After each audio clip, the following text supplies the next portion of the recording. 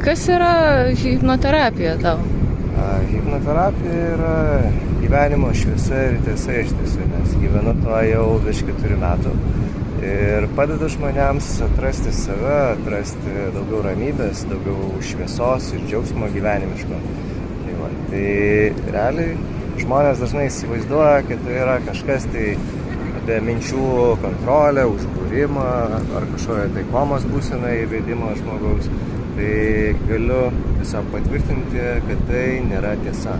O tiesa yra tame, kad hipnozė yra tiesiog atsipalaidavimo būsena, kur mintis ir kūnas nurimsta ir tuomet mūsų protas patampa kaip plastilinas, vėl gali perlipdyti tai, kaip tau patinka. Tai jeigu ieškai kažkokią tai naują metodą, nes galbūt jau esi kažką išbandęs, bet nepavyko arba nepasisekė, tai hipnozė gali būti tavo sprendimas.